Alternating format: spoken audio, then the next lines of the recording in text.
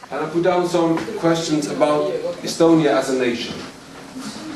So the answers might be a bit of the same, but they might be slightly different. So let's take you both. In life is happiness, smiling, friends, family, and to be happy. To be happy. Why do we need friends? Someone to support you, someone you can trust, that you have someone. What makes you happy? When others are happy. Is school important? Very important. Why do you think? Why do you think school is important? For the future, Finding the good jobs. good jobs and yeah, I think we don't want to end up somewhere very low. Okay. What are the best qualities Activity, like sport. and the worst qualities? Laziness. Laziness. Do you like spending time on the internet? They like spending time on Amazon. Spare time activities? Sports, singing, and friends. Things we like out were like these t-shirts, like we are from Estonia, we are proud of it. But it's cool, it's like You nice like to it? see Or? that they are proud. Okay. They are. Yeah, I see. Okay, we are self-confident and proud. We know that we Norwegians are proud of it. If Norwegians do well in sports, we are proud. Really proud. And people from Voss are perhaps the worst because we have had so many gold medals, you know, and we feel we are the top of the world.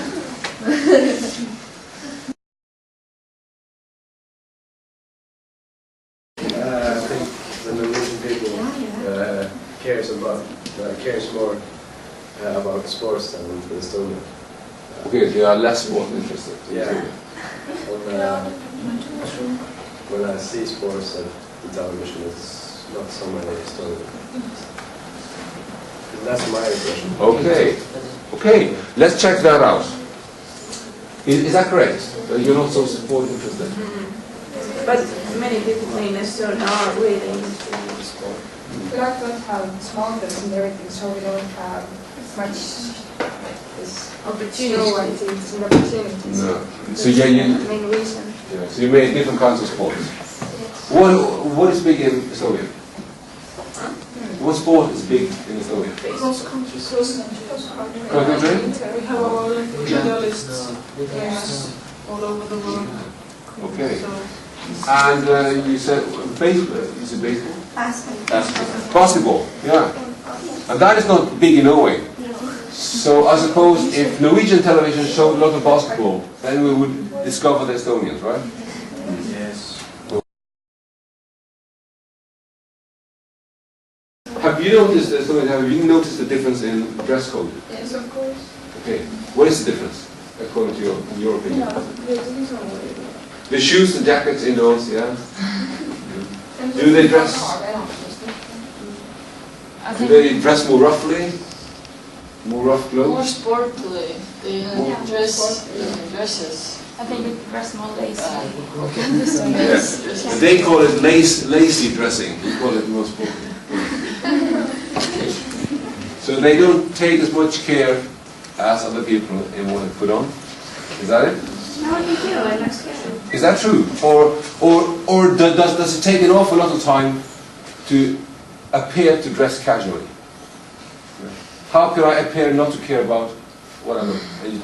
Take an awful lot of time finding the right clothes for giving that That impression. is the problem. Is that a problem? No problem.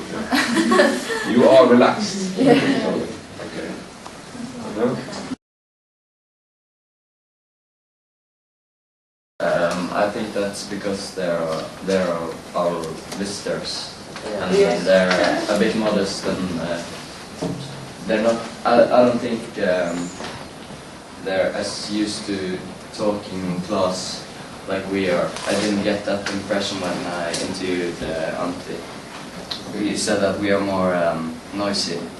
More like I don't think they're used to like talking in class. rude in a way. Like, Okay. Yeah. He thought it was rude to talk loud in class against the teachers. Yeah.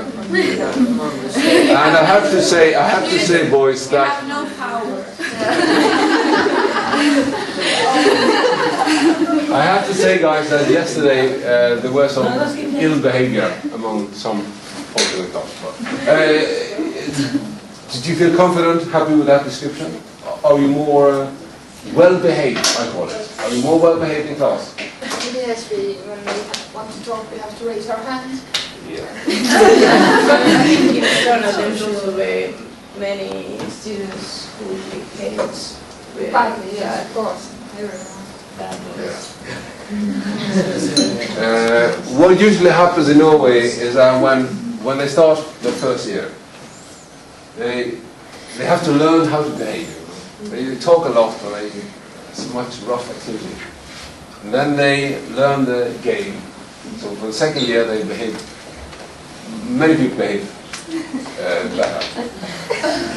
And then they have a slight setback for the third year because they think they're almost finished. And they are grown up, so they are allowed to do more. Our question is finding out if Norwegian school is good or not.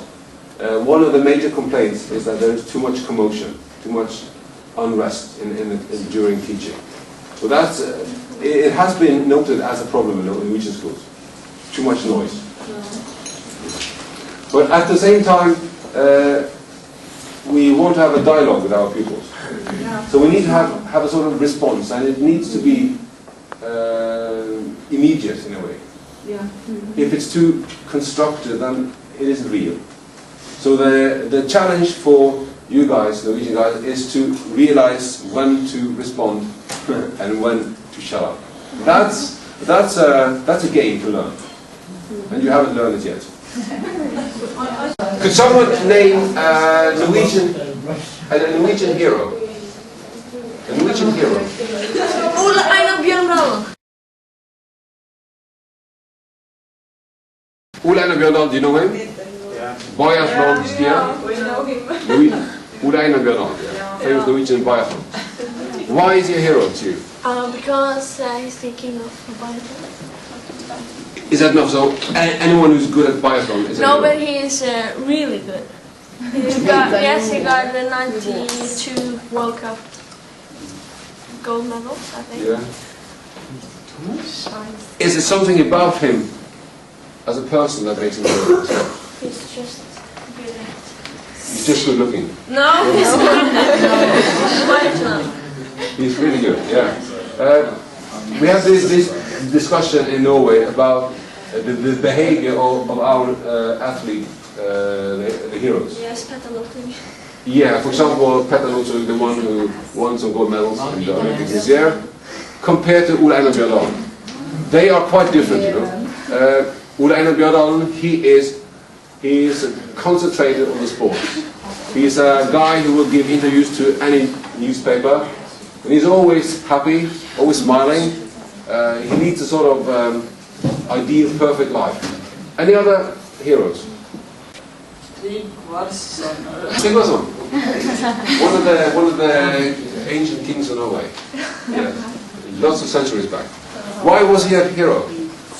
Because about 6 or 7 centuries ago, he gathered Norway as a Christian nation, and he forced all the people to say that they are Christians, and now all the Norway is a Christian region. Okay. And you called him Olav Tryggvason? Ja, men det var jo Ola Tryggvason før han var Okay. Yeah. And did they say did they consider him a hero because he sort of got the nation together? Is that okay? Do you see a difference between modern heroes and heroes from the old times, perhaps? The heroes of today, the modern heroes, they get an awful lot of attention from media, so they know they're heroes. And that might cause problems. For example, Alexander Rybak, the one who won the Eurovision Song Contest last year. But I mean, heroes like Nansen or Olav Tryggvason or Olav, They didn't know they were heroes. They just did what they thought was right.